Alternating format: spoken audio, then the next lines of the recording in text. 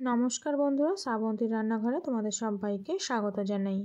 আজ আমি তোমাদের সাথে দেশি মুরগির একটি রেসিপি শেয়ার করব। আজ আমি হাতে মাখা কাঁচা মশলায় দেশি মুরগির ঝোল রান্না করে দেখাবো। তো ভিডিওটি প্রথম থেকে শেষ পর্যন্ত দেখার অনুরোধ রইল। এখানে আমি মাংসগুলো নিয়েছি। এখানে আমি স্কিন সহ মাংসগুলো নিয়েছি, তোমরা চাইলে স্কিন বাদ দিতে পারো। এর মধ্যে আমি দিয়ে দিলাম কুচনো পেঁয়াজ, তারপরে দিয়ে দিলাম আদা রসুন আর কাঁচা লঙ্কা পেস্ট, স্বাদ মতো লবণ, পরিমাণ মতো হলুদ গুঁড়ো, লাল লঙ্কা গুঁড়ো, কাশ্মীরি লঙ্কা গুঁড়ো, ধনে গুঁড়ো, জিরে গুঁড়ো আর গোলমরিচ গুঁড়ো, আর দিয়ে দিলাম কিছুটা সর্ষের তেল। এবার আমি মাংসগুলো মশলার সাথে ভালো করে হাতে মেখে নেব। খুব ভালোভাবে মেখে নিতে হবে যেন মাংসর প্রত্যেকটা পিসে মশলাটা ভালোভাবে পৌঁছতে পারে।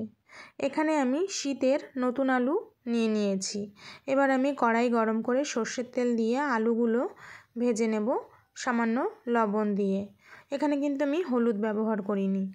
আলুগুলো তুলে নিয়েছি। ওই তেলের মধ্যে আরও কিছুটা সর্ষের তেল অ্যাড করে দিয়েছিলাম। তারপরে আমি ফোড়নে দিয়েছিলাম তেজপাতা, গোটা শুকনো লঙ্কা, গোটা জিরে, গোটা গরম মশলা। তারপর আমি আরও কিছুটা পেঁয়াজ এখানে অ্যাড করে দিয়েছি। যেহেতু আমি আগে কাঁচা পেঁয়াজ ব্যবহার করেছি, সেজন্য এখানে অল্প পরিমাণ ব্যবহার করলাম। পেঁয়াজটা একটু ভালোভাবে ভাজা হয়ে এলে এখানে আমি আগে থেকে মশলার সাথে ম্যারিনেট করে রাখা মাংসটা অ্যাড করে দিয়েছি। এবার নেড়েচেড়ে ভালো করে মাংসটা কষিয়ে নিতে হবে। দেখো বন্ধুরা, মাংস থেকে কতটা তেল ছেড়ে এসেছে। যেহেতু এটা স্কিন সহ আমি রান্না করেছি, সেজন্য কিন্তু এতটা তেল বেরিয়ে এসেছে। এবার আমি এখানে অ্যাড করে দিলাম কুচনো টমেটো আর একটা গোটা রসুন। তোমরা কে কে মাংসের মধ্যে গোটা রসুন খেতে পছন্দ করো আমাকে কিন্তু কমেন্ট করে জানিও। এবার ভালো করে কষানো হয়ে যাওয়ার পর আমি পরিমাণ মতো জল অ্যাড করে ঢাকা দিয়ে কিছুক্ষণ রান্না করে নিয়েছিলাম। তারপরে ঢাকনা খুলে আমি ভেজে রাখা আলুগুলো অ্যাড করে দিলাম।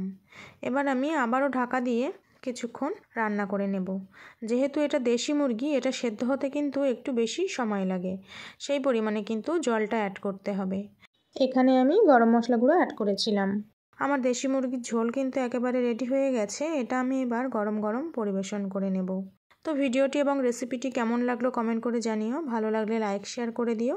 যারা আমার চ্যানেলটিকে এখনও সাবস্ক্রাইব করোনি, সাবস্ক্রাইব করার জন্য অনুরোধ রইল। আর যারা ফেসবুক থেকে দেখছো তারা কিন্তু অবশ্যই ফলো করে দিও। আর তোমরা কে কে দেশি মুরগির মাংস খেতে পছন্দ করো আমাকে কমেন্ট করে জানিও। দেখা হবে আরেকটি নতুন ভিডিওর সাথে। আজকের মতো চলে যাচ্ছি, টাটা।